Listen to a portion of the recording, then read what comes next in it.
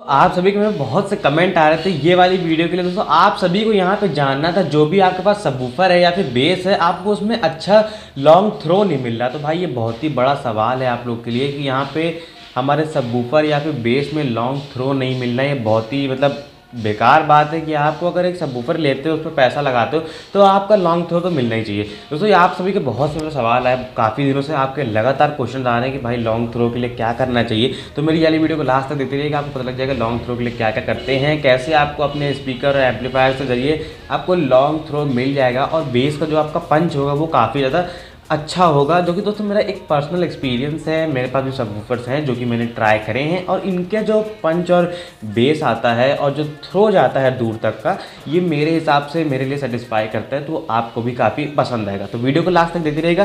तो हेलो दोस्तों, मेरा नाम है सूर्यांश और आप देख रहे हैं मेरे YouTube channel technical solution this. तो चलिए शुरू करते हैं। ये मैं आपको बताता हूँ आपको कैसे आपके सबवूफर या फिर स्पीकर में लॉन्ग थ्रो वगैरह मिलेगा। दोस्तों यहाँ पे अगर आपको अपने सबवूफर या फिर स्पीकर में लॉन्ग थ्रो चाहिए, तो आपको सिर्फ और सिर्फ एक बात का ध्यान रखना है। दोस्तों पूरी वीडियो में मैं सिर्फ एक चीज़ के बारे में बात करूंगा, तो वीडियो छोटी होने वाली है, तो लास्ट तक देखते रहिएगा।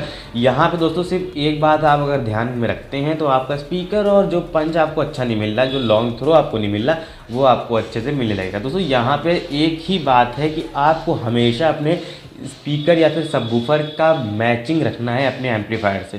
दोस्तों यहाँ पे आपने ये बात बहुत सुनी होगी कि आपको अपना जितने वाट का आपको सबवूफर है उतने वाट का आपको एम्पलीफायर लगेगा, लेकिन दोस्तों ऐसा यहाँ पे बिल्कुल भी नहीं है। दोस्तों यहाँ पे मेरे पर्सनल एक्सपीरियंस से मैं आपको बताना चाहूँ कि अगर आपका एम्पलीफायर सेम वॉटेज है, सबवूफर और एम्पलीफायर का वॉटेज बिल्कुल सेम है, या फिर एम्पलीफायर का कम वॉटेज है और सबवूफर का ज़्यादा वॉटेज है, या फिर सबवूफर ज़्यादा जा रहा है, एम्पलीफायर का कम पड़ रहा है, तो दोस्तों यहाँ पे जो ये सबसे बड़ी दिक्कत है हम लोग की, कि यहाँ पे हम लोग के दिमाग में एक कॉन्सेप्ट क्लियर है कि लॉन्ग थ्रो या फिर पंच के लिए दोनों का वॉटेज सेम होना जरूरी है। दोस्तों ऐसा बिल्कुल नहीं है।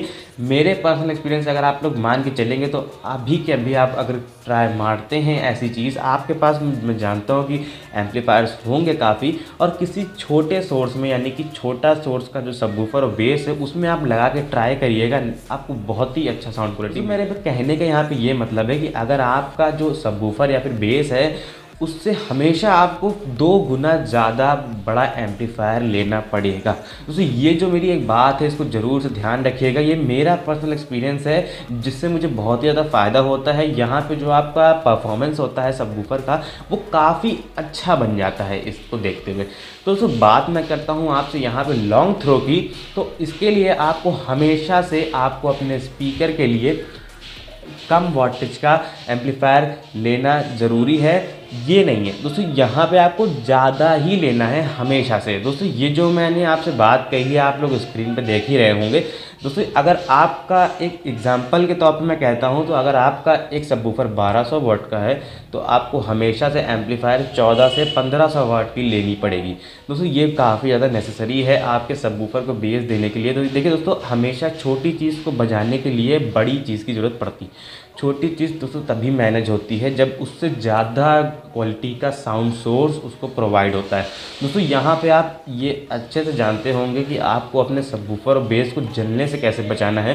तो यहाँ पे जो आपका मास्टर कंट्रोल होता है, वॉल्यूम कंट्रोल होता है, इसको कैसे आपको कम ज़्यादा रखना है, तो इसके बारे में अगर आपको जानना है कि आपका स्पीकर ना जले और बड़ा एम्पलीफायर भी आप बजा लें छोटे पे, तो इसके लिए मैंने एक वीडियो बना रखी है, आप आई बटन पे देखिएगा। दोस्तों सबसे पहले बात करते हैं यहाँ पे जो हमारा स्पीकर होना चाहिए, वो अगर आपका स्पीकर नहीं, बेस की बात करते हैं, क्योंकि आपको लॉन्ग थ्रो चाहिए। तो बेस आपका 1200 वाट का है, तो यहाँ पे आपको 14 से 1500 वाट के एम्पलीफायर की ज़रूरत पड़ जाएगी। 600 वाट का बेस है तो 1000 वाट नहीं लेना है, 800 से 900 पे जाना है। 1000 वाट बहुत ज़्यादा हो जाता है। अब यहाँ पे आप सभी का बहुत समय पर क्वेश्चन आने लगेंगे कि भाई हम लोग यहाँ पे 12 से 1300 वाट के एम्पलीफायर कहाँ से ढूंढ के लाएं। दोस्तों यहाँ पे सबसे बड़ी आपकी एक गलती ये होती है कि बहुत से लोगों को कंसेप्ट क्लियर ही नहीं है कि भाई वॉटेज आपको कैसे मिल रहा है। दोस्तों तो अगर आप लोग यहाँ पे, मैं छोटे सीरीज़ की बात नहीं कर रहा हूँ, मैं मोनो एम्पलीफायर की बात नहीं कर रहा हूँ, मैं यहाँ पे बात कर रहा हूँ पावर एम्पलीफायर की। तो पावर एम्पलीफायर में क्या होता है कि अगर आपका जो एम्पलीफायर होता है, जितना उस पर वॉटेज मेंशन होता है, वो उतना आपको हर चैनल पे और हर वॉटेज पे बिल्कुल नहीं देता है। अगर आप लोग एक 6000 वाट की एम्पलीफायर लेकर आते हो, तो ऐसा नहीं है कि आपको सारे ही ओम पे 6000 वाट मिल जाएगा।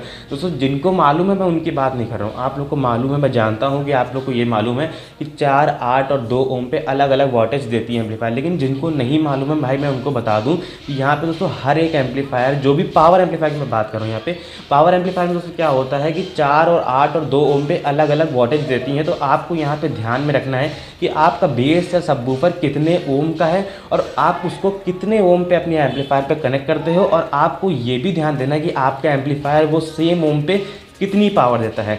अगर दोस्तों आपका यहाँ पे स्पीकर या फिर सबवूफर 1200 वाट का है और आपका वो 8 ओम्स पे चल रहा है, तो आप अगर आपका एम्पलीफायर 8 ओम्स पे 1400 या 1300 वाट देता है तो बहुत ही अच्छी बात है। लेकिन अगर वो आपका एम्पलीफायर 8 ओम्स पे कम दे रहा है या फिर आपने 8 ओम्स का सबवूफर या बेस 4 ओम पे कनेक्ट कर दिया है, तो वो जाहिर सी बात है कम ही देगा।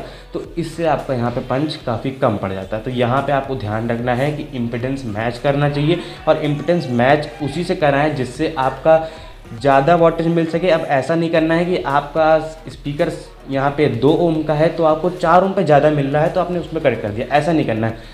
2 ओम का आपका स्पीकर या सबवूफर है तो 2 ओम पे ही देना है, लेकिन एम्पलीफायर ऐसा इस्तेमाल करना है जो कि 2 ओम पे भी उस स्पीकर के वोल्टेज से ज़्यादा का होना चाहिए। दोस्तों उम्मीद करता हूँ आप लोग समझ गए होंगे। तो बस दोस्तों इतना सा कॉन्सेप्ट है आपको लॉन्ग थ्रो और बेस के लिए। दोस्तों अगर आपको वीडियो नहीं समझ में आती है तो फिर से एक बार देख लीजिए, अच्छे से आपको समझ में आ जाएगी। तो बस दोस्तों आज की इस वाली वीडियो में इतना ही। तो मिलता हूँ आपसे इस वीडियो में, तब तक गुड बाय।